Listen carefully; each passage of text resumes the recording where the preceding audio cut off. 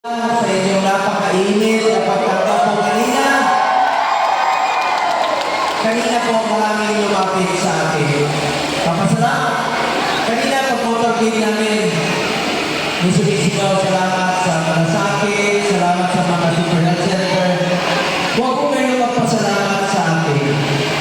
Ako po ang dapat magpasalamat sa inyo dahil binigyan niyo po ako ng pagkakataon na makapagservisyo po sa inyo.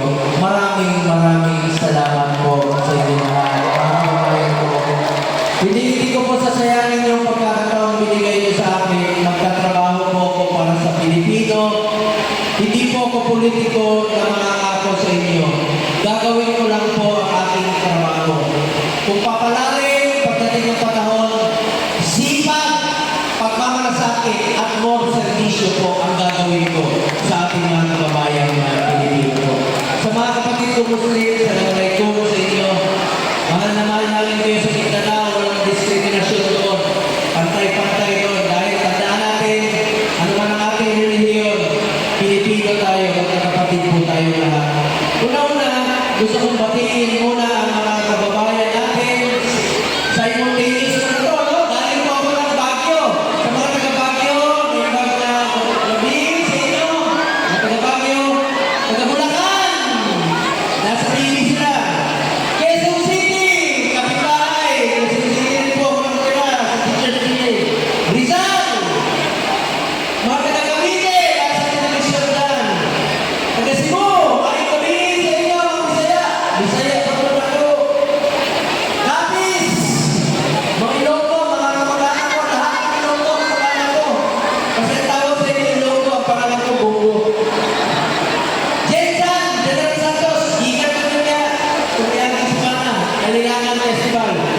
Plaridel, Misamis, sa Occidental. Balay-balay, sa Topilon, Silingan. Agusan del Sur, sa Caraga, salamat kayo. Mga taga-ilang, sila, ilang, Silingan na. Taga-Toril, Davao. Davao del Sur, Silingan ni Bato. Davao de Oro, mga Silingan ni Taga-Davao del California, kung lulog-lula. Salamat kayo, may gabiin sa mga waray, mga upay, may gabiin. May gabiin sa inyo. Magandang gabi po sa inyo lahat. Dito po sa Laguna. Mahal na mahal ko kayo, parati na po ako dito. Sunog, baha, putok ng vulkan, dyan sa Batangginyo rin po ako. Adapted son po ako ng Calabazon.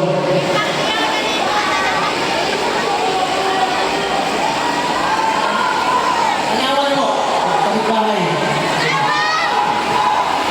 Magandang gabi po. Maraming salamat sa inyo lahat.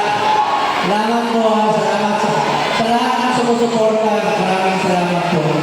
Mga kababayan ko, gusto ko lang po mag-report sa inyo. Bilang inyong senador, I authored 16 laws, principally sponsored 82 laws, and I co-authored and co-sponsored 185 laws. At wala po akong absent sa Senado. Tuloy-tuloy po yan. Sipag ko, pwede ko i-alay sa inyo. At bilang chairman ng Committee on Health, tatlo po ang aking naging prioridad. Malasakit Center, Super Health Center, at Regional Specialty Center. Dito sa Laguna, meron po kayong dalawang malasakit center dito sa San Pedro at sa Santa Cruz sa inyong ospital. Mga kababayan ko, kung may mga pasyente kayo na kailangan ng tulong, nakita nila po malasakit center o aming opisina. Tutulong po kami sa amin na namin makakaya. Pangalawa po ang prioridad ko, Super Health Center. Iba rin po ito. It's a medium type of a polyclinic. Pwede po dyan yung panganganak, dental, laboratory, x-ray. Tingnan niyo po, itong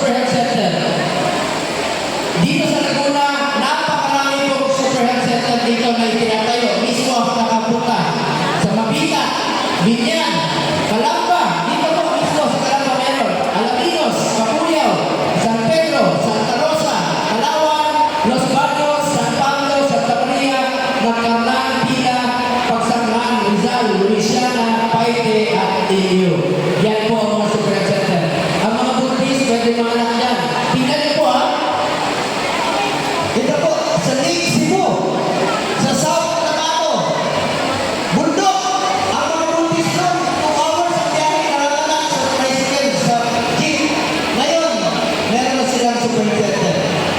Ay, peace po yan sa mga kapatid natin ng Indigenous people. Tuwang-tuwa ang mayor. Tuwang-tuwa yung kapitan. Sabi nila, Sir, pangalanan namin sa iyo itong bata. Kasi bago ka dumating, pinanganak na. Pagtingin ko sa bata, babae. Sabi ko, paano kung pangalanan sa akin? Lalaki ako.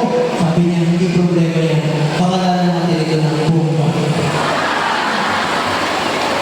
Ibig ko sabihin, nangyayari sa totoong buhay yung ginagawa ko. Kahit sa sulok ng Pilipinas, halos napuntahan ko na. Mula Apari hanggang Ulo. Lindol, sulok, putok ng ulan, tulong sa mga mahirap, pinupuntahan ko yan.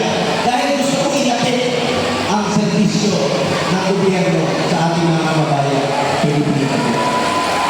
Tulungan natin yung mga mahirap natin kababayan. Pangatlo po, Regional Specialty Center. Ako po ang principal sponsor ng batas na yan. Priority naman po yan ngayon, no? Napagtatayo ng mga heart center, kidney center, neonatal, at iba pa mga specialty center. Chairman din po ako ng Committee on Sports. Ayaw po masayang ang inumpisahan ni former President Duterte, kalabanan ng kriminalidad at ang illegal na droga. Through sports itong akin, iniignan niyo po ang mga kabataan to get into sports, stay away from drugs, to keep us healthy and fit. Meron na tayo sa lahat sa New Clark City. Pwede mag-aral at the same time mag-training ang student athletes. Isa ako sa auto na co-sponsor. Eskwelahan po yan. National Academy of Sports. Ito, may pasilidad na po. Ngayon, proud po ako. Chairman ako ng sports sa 2019. Alam niyo ba, nakamit natin ang kauna-unang gold sa Tokyo Olympics ng 2020. Ngayon naman, nakadalawang gold tayo sa Paris Olympics, di ba? So, suportahan natin ang ating mga atleta. Chairman din po ako ng Committee on Youth. Sa mga kabataan, kayo po ang kinabukasan ng bayan ito. Mag-aaral kayo ng mabuti. Yan po ang puhunan natin edukasyon. Dala-dala natin yan sa pagtanda. At magiging masaya ang magulang natin kapag nakapagtapos na rin ang pag-aaral. Ako mismo, may anak rin po ako na sumang laude sa accountancy sa Lasal at class valedictorian sa College of Law sa Ateneo po. Pareho po sa number 1 sa bachelor. Masaya po ako, proud po ako bilang magulang. Ganon din po mararamdaman ng mga magulang. Ngayon, may pakiusap lang po ako sa inyo. Ayoko pong manira. Gusto ko lang po na bigyan po ang Pilipino ng karapatang pumili. Will of the people. May pakiusap lang po ako sa inyo. Mahalin po natin ang Pilipinas. Ngayon, una-una, please lang, ay, unahin po sila. Unahin natin ang mga kasama natin. Una-una, pakita niyo po yung pag-organize ng rally na ito. Mga tao po ito ni Pastor Tubuloy. Alam mo, matagal na sila magkaibigan ni dating Pangulong Duterte. Wala pa po ako kay Pangulong Duterte. Magkaibigan na po sila. Napaka-well-organized po nito. Itong tao to, nakalaro rin po ng basketball. Isang charismatic, spiritual leader po at may leadership po. Alam pa ka natin, Pastor Apollo C. Timuloy! Pangalawa po, tulungan niyo po ang mga kasamahan ko. And of course, may number na lang, no? Si Atty. Jimmy Bordo, matalino, isa sa mga nagbukaya kay Pangulong Duterte na tumakbo bilang Pangulo. Magaling po ito. Asset po ito sa Senado, Atty. Jimmy Bordo. Palapagan natin. And of course, ang aking partner sa Senado, 25 years, magkasama na kami. Kung gusto niyo po ng maayos na serbisyo para sa mga kasama natin na Pilipino, hindi magiging successful na labanan ng kriminalidad kung hindi sa tao ito. Napakagaling po. And I assure you, itagal niyo sa Bato, Senator Bato de la Rosa. Palapagan natin! At pangatlo, ayun, siyempre, ang inyong Mr. Malasakit. Alam ko naman hindi nyo malilimutan yan. Sabi ko nga, unahin niyo sila lahat.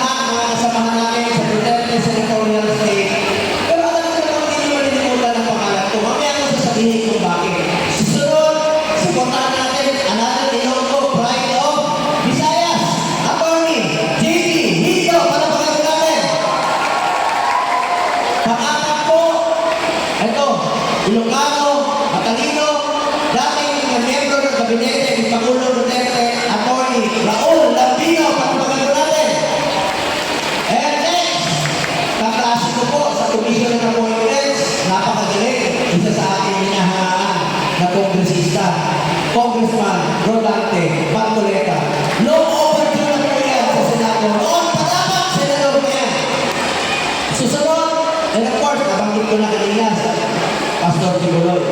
Susunod, ang kasamahan namin, another, matalino po ito. Magiging asset rin po ito. Attorney, Vic Rodriguez. Palakpakan po natin. And last but not the least, wala, sabi ko, kumanta siya, no? Hindi na. Ayun, ako umalis. Takot kayo eh. Sabi mo,